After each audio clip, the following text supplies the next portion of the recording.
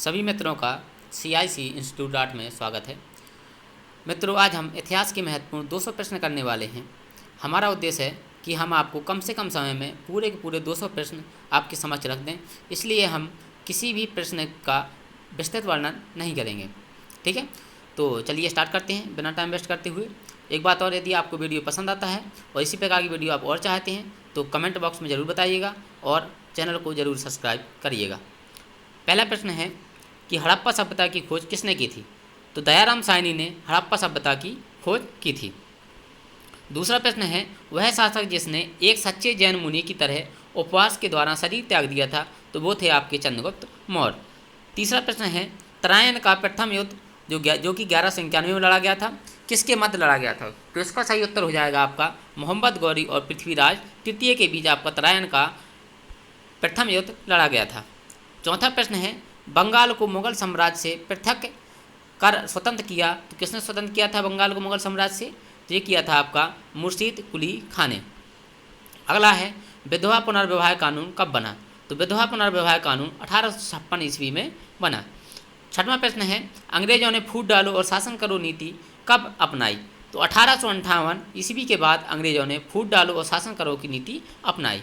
अगला प्रश्न है, जो कि प्रश्न नंबर है हमारा 7वां, इंग्लैंड में गृह युद्ध कितने वर्षों तक चला?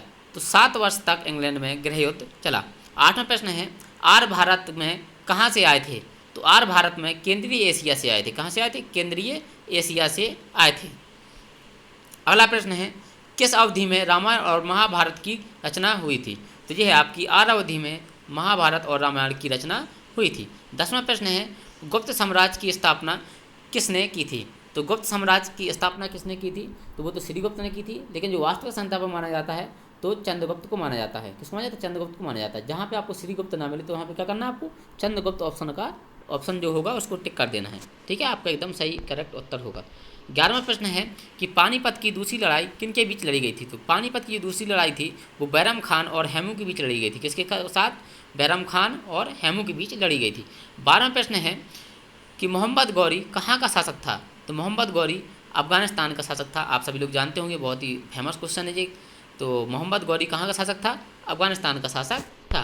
13वां प्रश्न है कि मस्तानी किस राजा किस शासक की प्रेयसी थी? प्रेयसी मतलब दासी समझ लो आप, या जो हम जानते हैं आज की भाषा में आप सभी लोग जानते हो, वो थी आपकी किसकी? मस्तानी जो थी वो बाजीराव पेशवा की क्या थी? प्रेयसी थी। अगला प्रश्न है, बिहार प्रदेश को किस मुगल शासक ने सर्वप्रथम जीता था? तो जो खिलजी मुगल शासक था उसने बिहार प्रदेश को सर्वप्रथम जीता था। 15वां प्रश्न है कि मुगल काल में सर्वप्रथम किस शहर में अंग्रेजों ने अपने कारखाने स्थापित किए? तो सूरत में सबसे पहले मुगल काल में अंग्रेजों ने अपने कारखाने स्थापित किए। 16वां प्रश्न है, पहली सहायक संधि कौन सी थी? तो पहली सहायक संधि जो थी आपकी वो निजाम की संधि है, वो पहली सहायक संधि मानी जाती है। 17वां प्रश्न है कि कर्नाटक संगीत का पितामह किसे कहा जाता है?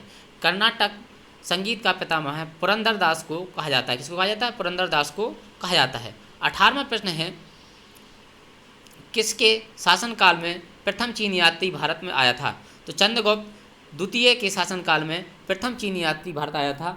ये बहुत ही महत्वपूर्ण क्वेश्चन है, अतः इसको आप याद रखना। ठीक है, अगला प्रश्न है 19वां प्रश्न आपके सामने। 19वां प्रश्न है कि निम्नलिखित मुगल शासकों में से किसे प्रिंस ऑफ बिल्डर्स के नाम से पुकारा जाता है? प्रिंस ऑफ बिल्डर्स के नाम से किसे जाना जाता है? तो आपके जो शाहजहाँ थे शासक, राजा थे शाहजहाँ, जिन्होंने आपका ताजमहल का निर्माण कराया था, उनको प्रिंस ऑफ बिल्डर्स के नाम से पुकारा जाता है या जाना जाता है। अगला प्रश्न है 20वां, किस सिख समुदाय के अंतिम गुरु थे? तो सिख समुदाय के जो अंतिम गुरु थे वो थे गुरु गोविंद सिंह। यहाँ पे थोड़ा मिसप्रिंट है, यहाँ क्या है? यहाँ पे सिंह है आपका। ठीक है, अगला प्रश्न है जो कि बहुत ही महत्वपूर्ण है, बहुत से एग्जामों में पूछा जाता है, ये पूछा गया क्वेश्चन है और आता ही रहता है। कुचिपुड़ी नृत्य कहाँ आरंभ हुआ था? तो कुचिपुड़ी नृत्य जो है वो आंध्र प्रदेश में आरंभ हुआ था और कुचिपुड़ी नृत्य को आंध्र प्रदेश का नृत्य ही कहा जाता है। अगला प्रश्न है 22वां कि चित्रकला की गांधार शैली का सूत्रपात किसके द्वारा किया गया था? तो चित्रकला की जो गांधार शैली का सूत्रपात है वो महायान संप्रदाय के द्वारा किया गया था। आप जानते हो जो बौद्ध संप्रदाय था वह आगे चलकर 2 भागों में बढ़ गया था। एक था आपका हीनयान, दूसरा था आपका महायान। ठीक है, तो जो आपका गांधार शैली का सूत्रपात है ये महायान संप्रदाय के द्वारा किया गया था। अगला 23वां प्रश्न है कि ताजमहल की डिजाइन तैयार करने वाला वास्तुकार कौन था? तो उस्ताद जो ईसा है जिसको ताजमहल का डिजाइन करने वाला वास्तुकार माना जाता है, यानी कि है। बौद्धों के विश्वास के अनुसार गौतम बुद्ध का अगला अवतार किसे माना जाता है? तो कल्कि को बौद्धों के अनुसार जो गौतम बुद्ध का अगला अवतार माना जाता है। अगला प्रश्न 25वां प्रश्न आपके सामने है कि सम्राट अकबर ने निम्नलिखित में से किस महल का निर्माण फतेहपुर सीकरी में कराया था? तो पंचमहल का निर्माण सम्राट अकबर ने फतेहपुर सीकरी में कराया था। पंचमहल का निर्माण याद रखिएगा। 26वां प्रश्न है कुतुब मीनार के पास स्थित लोह स्तंभ किस राजा ने बनवाया? तो कुतुब मीनार के पास जो लोह स्तंभ स्थित है उसको चंद्रगुप्त द्वितीय ने बनवाया था। किसने बनवाया था? चंद्रगुप्त द्वितीय ने बनवाया था। 27वां प्रश्न है स्वामी दयानंद सरस्वती ने किस समाज की स्थापना की थी? तो स्वामी दयानंद सरस्वती ने आर्य समाज की स्थापना की थी। बहुत ही इंपॉर्टेंट क्वेश्चन है, आप इसको याद रखिएगा। अगला प्रश्न है निम्नलिखित में से किसे इबादत खाना बनाया? किसने इबादत खाना बनाया है?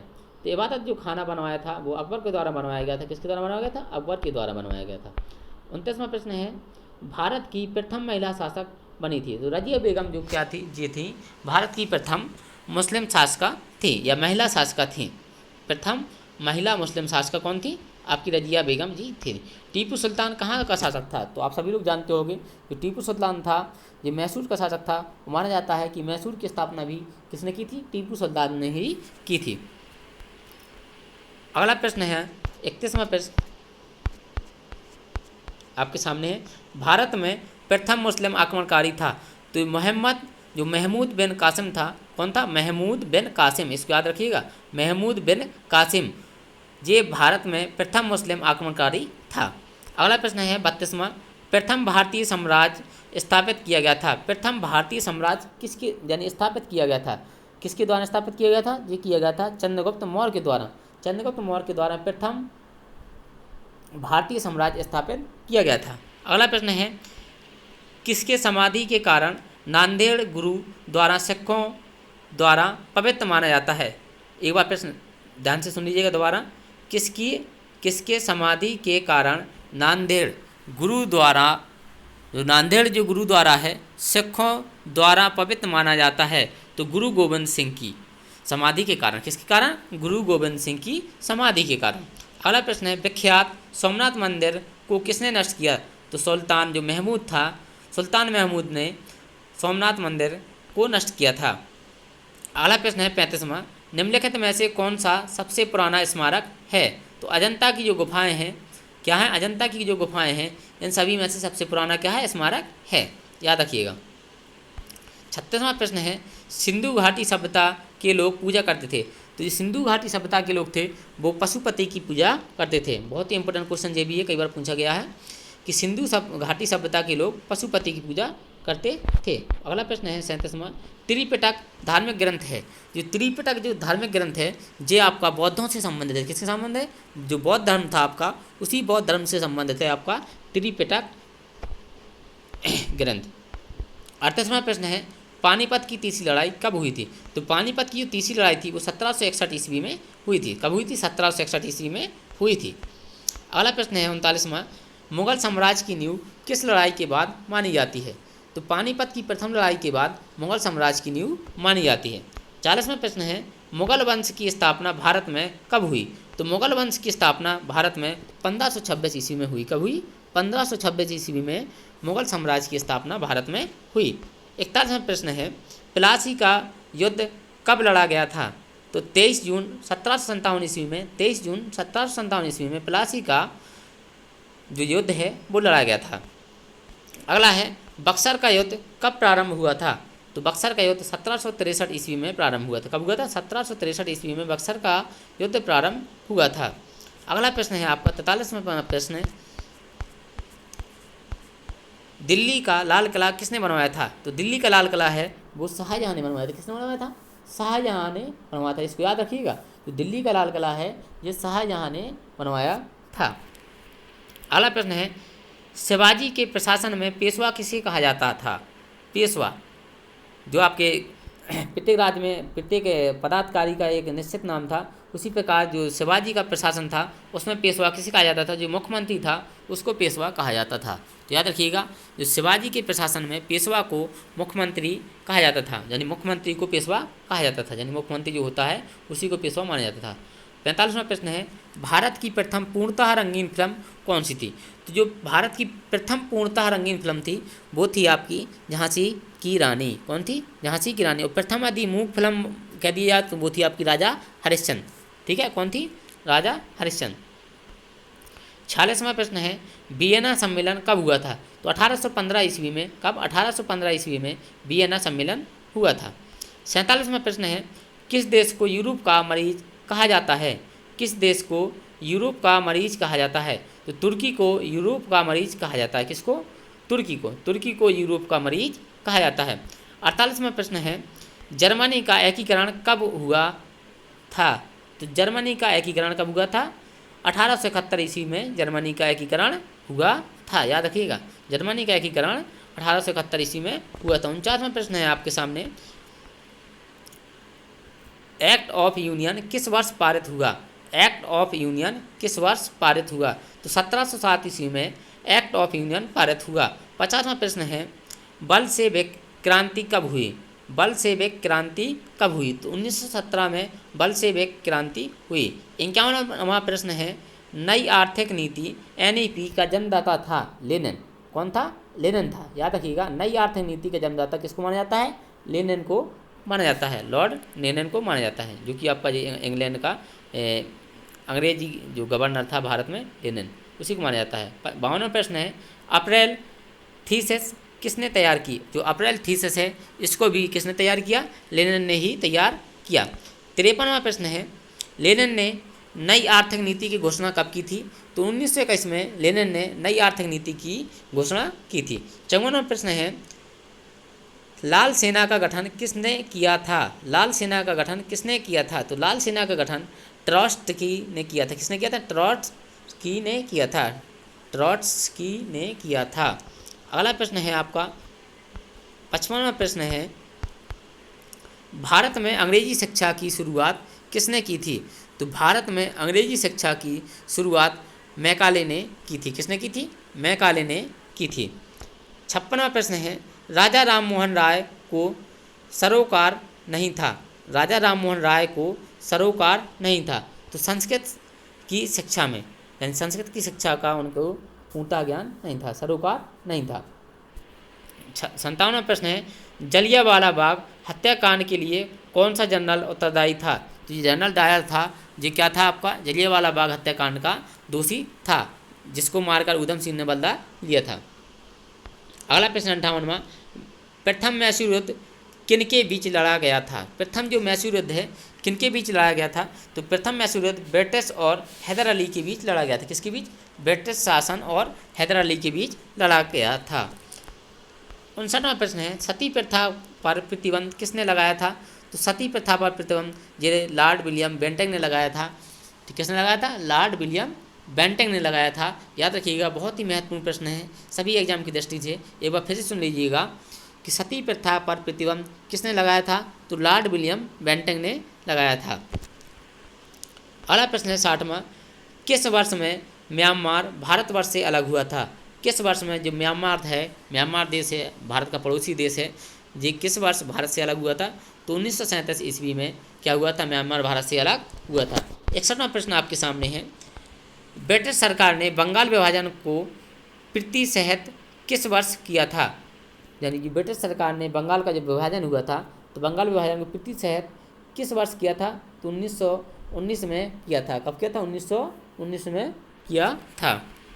अगला प्रश्न है, जलियांवाला बाग की दुर्घटना किस सन में हुई थी? जो जलियांवाला बाग हत्याकांड है, दुर्घटना है, किसी नाम से हम दे दें आ जाए एग्जाम में, तो कब हुआ था आपका? 1919 में हुआ था, 13 अप्रैल 1919 में। 13वां प्रश्न है, 1911 तक बिहार निम्नलिखित में से किसके अंतर्गत था? तो 1911 तक जो बिहार है आपका वो बंगाल महाप्रांत के अंतर्गत था। किसके अंतर्गत था? बंगाल महाप्रांत के अंतर्गत था। 64वां प्रश्न आपके सामने है, अलीगढ़ मुस्लिम विश्वविद्यालय के संस्थापक कौन थे? अलीगढ़ मुस्लिम विश्वविद्यालय के संस्थापक कौन थे? तो कौन थे? सर सैयद अहमद खान जो थे आपके, वो अलीगढ़ मुस्लिम विश्वविद्यालय के संस्थापक थे। 65वां प्रश्न आपके सामने है, चौरी चौरा कांड किससे संबंधित है? चौरी चौरा कांड किससे संबंधित है? तो आपका असहयोग आंदोलन से संबंधित है। कौन? चौरी चौरा कांड। 66वां प्रश्न है, प्रथम विश्व युद्ध के दौरान भारत में लोकप्रिय होने वाला आंदोलन था। तो जो होम रूल लीग था, ये प्रथम विश्व युद्ध के दौरान भारत में लोकप्रिय होने वाला आंदोलन था। 67वां प्रश्न आपके सामने है, भारत में खोजा गया सबसे पुराना शहर कौन सा था? तो हड़प्पा जो शहर था, ये भारत में खोजा गया सबसे पुराना शहर था। 68वां प्रश्न है, सिंधु घाटी के लोग विश्वास करते थे। तो सिंधु घाटी के जो लोग थे वो मातृशक्ति में विश्वास करते थे। किस में विश्वास करते थे? मातृशक्ति में विश्वास करते थे। अगला प्रश्न है 69वां, आर्य शब्द का शाब्दिक अर्थ है। तो आर्य शब्द का जो शाब्दिक अर्थ है वो है श्रेष्ठ या कुलीन। क्या है? श्रेष्ठ या कुलीन। क्योंकि आर्य लोग थे ये बहुत ही श्रेष्ठ थे, कुलीन थे, यानी कि व्यवहारिक जीवन इनका अच्छा था। ठीक, इसलिए आर्य शब्द का जो शाब्दिक अर्थ है वो श्रेष्ठ या कुलीन से लगाया जाता है। 70वां प्रश्न है, निम्नलिखित में से किस फसल का ज्ञान वैदिक काल के लोगों को नहीं था? तो तम्बाकू का जो ज्ञान थे, इन सभी में से चावल, गेहूँ, तम्बाकू, इन सभी में से क्या है? तम्बाकू का ज्ञान आपके वैदिक काल के लोगों को नहीं था। याद रखिएगा। वैदिक गणित का महत्वपूर्ण अंग है। तो वैदिक गणित का जो महत्वपूर्ण अंग है ये आपको याद रखना है, बहुत ही महत्वपूर्ण प्रश्न है। शुल्ब सूत्र। क्या? शुल्ब सूत्र जो हैं आपके वो वैदिक गणित के महत्वपूर्ण अंग हैं। अगला प्रश्न है 72वां, किस वेद में प्राचीन वैदिक युग की संस्कृति के बारे में सूचना दी गई है? किस वेद में प्राचीन वैदिक युग की संस्कृति के बारे में सूचना दी गई है? तो ऋग्वेद में। किस में? ऋग्वेद में। ठीक है। अगला प्रश्न है आपका 72वां प्रश्न आपके सामने है। 72वां प्रश्न आपका हो चुका है। 73वां प्रश्न आपके सामने है कि वेदों की संख्या कितनी है? वेदों की संख्या 4 है। कितनी है? वेदों की संख्या कितनी है? 4 है। ठीक है। अगला प्रश्न है 74वां, ऋग्वैदिक आर्यों का मुख्य व्यवसाय क्या था? जो ऋग्वैदिक काल के आर्य थे, पूछा गया है उनका मुख्य व्यवसाय क्या था? तो पशुपालन उनका क्या था बेटा? मुख्य व्यवसाय था। क्या था? पशुपालन। ऋग्वैदिक काल के आर्यों का पशुपालन मुख्य व्यवसाय था। अगला प्रश्न है 75वां, भारतीय संगीत का आदि ग्रंथ किसे कहा जाता है? भारतीय संगीत का आदि ग्रंथ किसे कहा जाता है? तो याद रखना आप, जो सामवेद है, सामवेद को भारतीय संगीत का आदि ग्रंथ कहा जाता है। अगला प्रश्न है 76वां, प्रथम विधि निर्माता कौन है? प्रथम विधि निर्माता हिंदू धर्म के अनुसार मनु को माना जाता है। किसको माना जाता है? मनु को माना जाता है, और मनु है। ठीक है। 77वां प्रश्न है, कृष्ण भक्ति का प्रथम और प्रधान ग्रंथ कौन सा है? कृष्ण भक्ति शाखा जो है आपकी, कृष्ण भक्ति शाखा का प्रथम और प्रधान ग्रंथ कौन है? वो श्रीमद् भगवत गीता है, जो कि बहुत ही पवित्र ग्रंथ है हिंदू धर्म का, श्रीमद् भगवत गीता। अगला प्रश्न है 78वां, ऋग्वेद में संपत्ति का प्रमुख रूप क्या है? तो ऋग्वेद में जो संपत्ति का प्रमुख रूप है वो गोधन को माना जाता है। किसको माना जाता है? गोधन को माना जाता है। याद रखना। ठीक है। क्योंकि सभी ऑप्शन ऐसे हैं कि आप ज़्यादातर लोग इसमें सी ऑप्शन करेंगे, गोधन और भूमि। लेकिन इसमें क्या है, क्या सही? इसमें सिर्फ गोधन आपको ही टिक करना है। क्या करना है? गोधन ही टिक करना है। गोधन ही इसका सही उत्तर है। अगला प्रश्न है आपका 79वां प्रश्न। 79वां प्रश्न है, पुराणों की संख्या कितनी है?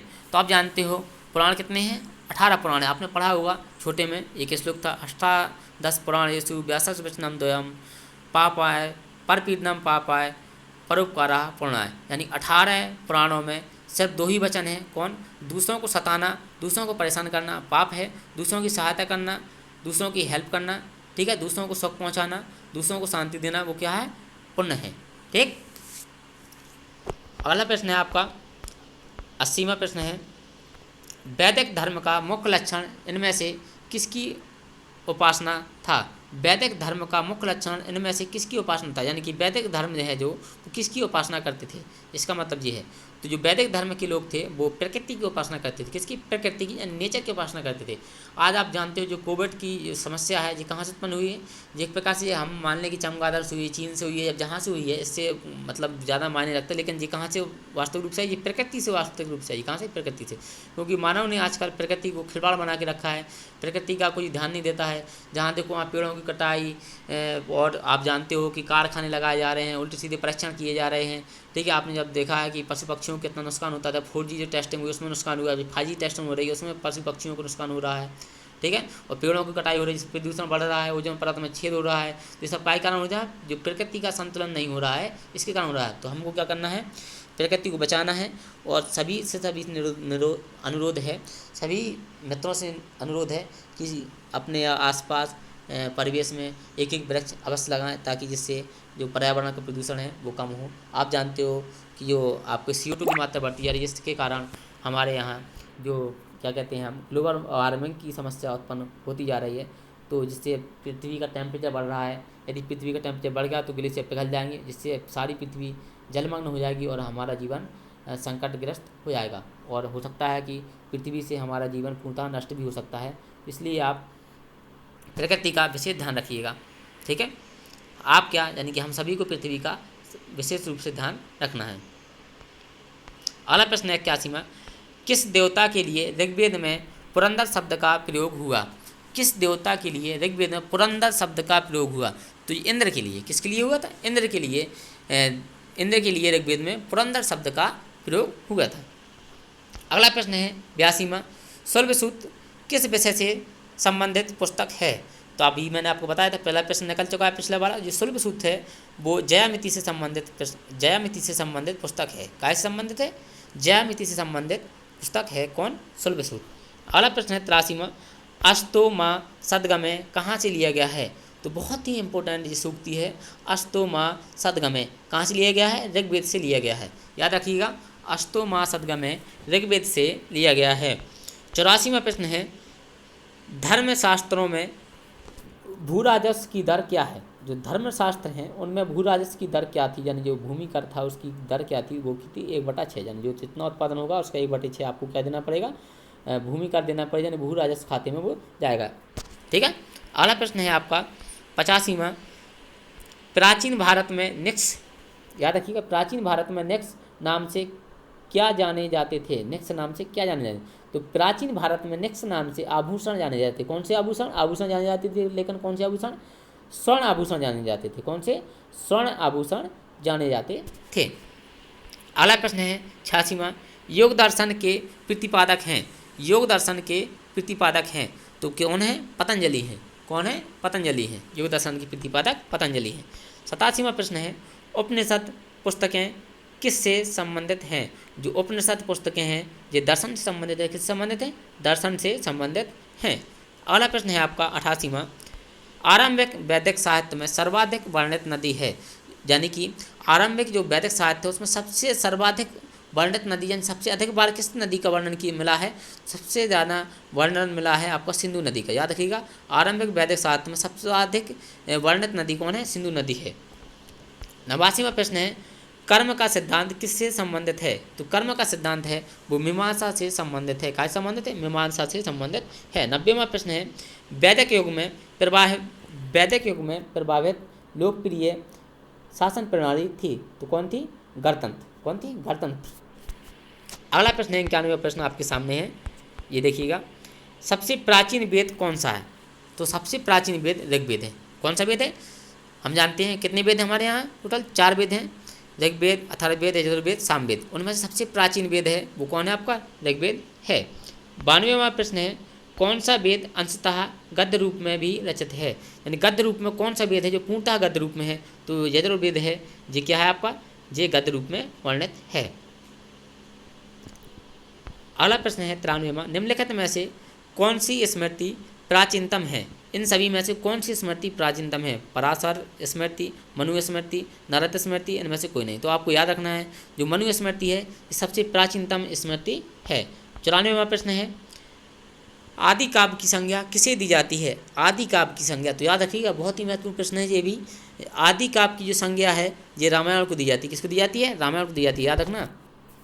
आदि काव्य की संज्ञा रामायण को दी जाती है। अगला प्रश्न है, गायत्री मंत्र की रचना किसने की थी?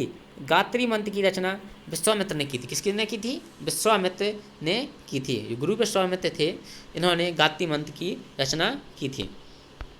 हड़प्पा, अगला प्रश्न है 96वां, हड़प्पा वासी किस वस्तु के उत्पादन में सर्वप्रथम थे? यानी सबसे ज़्यादा उत्पादन हड़प्पा वासी किस वस्तु का करते थे? तो कपास का करते थे। क्या करते थे? कपास का करते थे। यानी हड़प्पा वासी सबसे ज़्यादा कपास का उत्पादन करते थे। अगला प्रश्न है 97वां आपके सामने, सिंधु सभ्यता का कौन सा स्थान भारत में स्थित है? सिंधु सभ्यता का कौन सा स्थान भारत में स्थित है? तो लोथल। कौन सा? लोथल, जो कि कहाँ? गुजरात में स्थित है लोथल। ठीक है, तो सिंधु सभ्यता का जो भारत में स्थित स्थान है वो कौन सा? लोथल है इनमें से। 98वां प्रश्न है, पाली ग्रंथों में गांव के मुखिया को क्या कहा जाता है? जो पाली ग्रंथ है आपके, उन पाली ग्रंथों में गांव के मुखिया को क्या कहा जाता है? ग्राम भोजक कहा जाता है। क्या कहा जाता है? ग्राम भोजक कहा जाता है। ठीक है, याद रखिएगा, मुखिया नहीं लगा देना, क्योंकि सभी लोग या तो इसमें ज़्यादातर लोग लगाएंगे ग्रामपति लगा सकते हैं, मुखिया लगा सकते हैं। तो आपको याद रखना है, जो पाली ग्रंथों के अनुसार गाँवों के मुखिया को क्या कहा जाता था? ग्राम भोजक कहा जाता था। 99वां प्रश्न है, नंदवंश का संस्थापक कौन था? अगला प्रश्न है, नंदवंश का संस्थापक कौन सा? तो ये था आपका महानंदनी। नंदवंश का संस्थापक महानंद माना जाता है। यहाँ मिसप्रिंट है, कौन है आपका? महानंद को माना जाता है नंदवंश का संस्थापक। वास्तविक संस्थापक किसको माना जाता है? देखो, नंदवंश का संस्थापक है वो घनानंद भी कहीं भी आपको लिखा मिलेगा, लेकिन यदि घनानंद है और आपका साथ में महानंद है, ठीक है, यानी महापदम नंद है, तो आपको महापदम नंद को मानना है काय का? नंदवंश का संस्थापक। ठीक है, यानी वास्तविक संस्थापक या संस्थापक दोनों आ रहे हैं, तो क्या इसको लगाना? महापदम नंद को लगाना है। ठीक है, तो नंदवंश का जो संस्थापक था उसको कौन था? महापदम नंद था। यहाँ महानंदनी लिखा है तो जी मिसप्रिंट है मेरे हिसाब से। नहीं तो यदि आपको यही मिलता है ऑप्शन में, महानंदनी मिलता है, तो आप नंदवंश का संस्थापक किसको लगाओगे? महानंदनी को ही लगाओगे। अगला प्रश्न है 100वां प्रश्न है, जो कि मेरे ख्याल से आज का लास्ट प्रश्न है। ठीक है, आज कुछ ज़्यादा हो रहा है, ठीक, तो आज के लिए हम 100 ही प्रश्न करेंगे। बाकी के जो बकाया 100 प्रश्न है वो हम आपके अगले वाले वीडियो में देंगे। ठीक है, और अगले वाले वीडियो में हो सकता है हम आपको इस वाले पूरे क्वेश्चनों के PDF भी दें, तो आप वहाँ से PDF की लिंक हमको डिस्कशन दे देंगे, तो आप वहाँ से PDF को भी डाउनलोड कर सकते हो। ठीक है, तो आपका जो लास्ट में प्रश्न है 100वां प्रश्न है, सिकंदर ने भारत पर कब आक्रमण किया? तो ये बहुत ही महत्वपूर्ण प्रश्न है। तो 326 ईस्वी में, यानी 326 ईसा पूर्व। कब? 326 ईसा पूर्व में सिकंदर ने भारत पर आक्रमण किया था। तो आपको याद रखना है, सिकंदर कहाँ का शासक था? मकदूनिया का शासक था। कहाँ का था? मकदूनिया का शासक था। ये भी आपको याद रखना है। सिकंदर के गुरु का नाम क्या था? तो सिकंदर के गुरु का नाम अरस्तु था। ये भी बहुत महत्वपूर्ण प्रश्न है, ये सारी बातें आपको याद रखनी है इसके बारे में, सिकंदर के बारे में। ठीक है, तो आपको क्या करना है, यदि आपको लगता है कि थोड़ा स्लो पढ़ा रहे हैं, तो आप यहाँ से जो यूट्यूब एक फैकल्टी देता है स्लो या फास्ट वाली, यदि आपको लग रहा है जल्दी पढ़ा रहे जल्दी पढ़ा रहे हैं तो आप स्लो कर लेना। ठीक है, यदि आपको लग रहा है स्लो पढ़ा रहे तो आप फास्ट कर लेना वहाँ से। ठीक है, दोनों क्वालिटी हैं आपके में, यूट्यूब देता है आपको, तो उसका प्रयोग कीजिएगा। ठीक, और यदि आपको वीडियो पसंद आया तो वीडियो को लाइक कीजिएगा, चैनल को सब्सक्राइब कीजिएगा और हमारे साथ जुड़े रहिएगा। ठीक है, यदि आपने इस वीडियो को अपना प्यार दिया तो आगे से ऐसे वीडियो आपके सामने मैं रखता रहूँगा। ठीक है, तो आप जुड़े रहिए हमारे साथ, खुश रहिए, व्यस्त रहिए, घर पे रहिए, मस्त रहिए, स्वस्थ रहिए, अपने परिवार के साथ रहिए। धन्यवाद।